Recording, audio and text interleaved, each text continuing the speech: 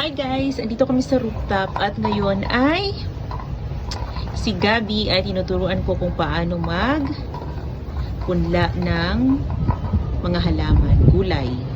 So, ayan.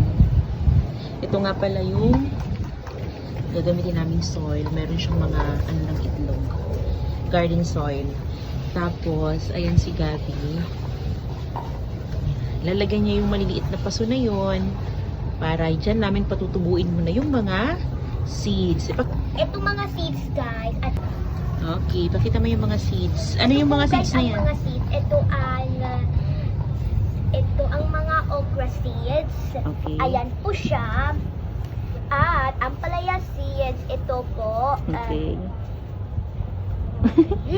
Ano pa? Ano pa? At ito yon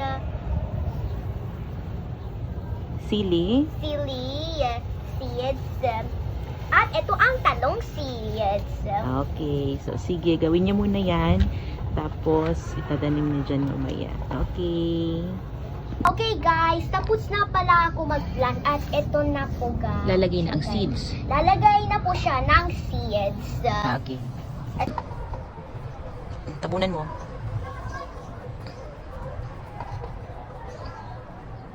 Ay, Sige. parang Ilan na yan? Oh, tama na yun.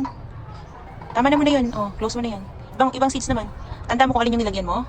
Okay, lagay mo na.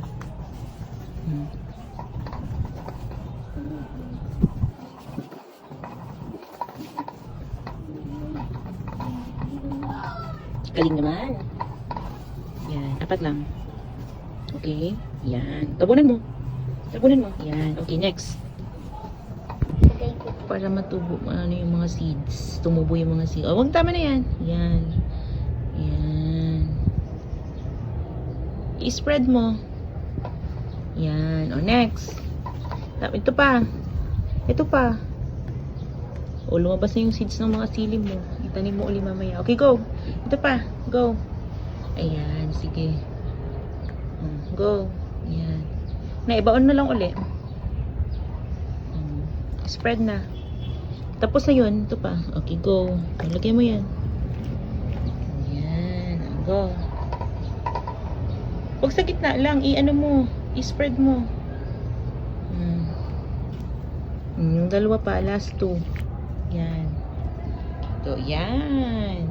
Ngayon, naglabasan. Itatabi na namin ni Gabi. Abangan niyo po kapag tumubong mga plants ko. Yan. So, dyan muna namin nilagay kasi wala naman kami pagtataniman. Baka hindi siya direct. Patutubuin muna namin. Tapos, maghahanap kami ng lupa. Okay. Tapos, update sa aming kamote. Ayan. Tumami na siya. Oo. Ayan na ang aming kamote. Lumalago na siya. Okay na. Ibabaon uli natin yun. Ayan. Yung malunggay namin, tumataas na siya. Pataas-taas na siya. Ayan. Tapos yung sili namin. Ayan. At eto na nga, itinabi muna namin ni Gabi yung mga buto na tinanim niya kanina para hindi masyadong mabilad ng araw. Kasi nga pag umaga sobrang maaraw at baka naman maluto ang mga buto na itinanim natin. Thank you sa mango, Kuya Pipoy and Tatay. Ayan. Fresh from Alfonso, Tagaytay. Ayan. Salamat.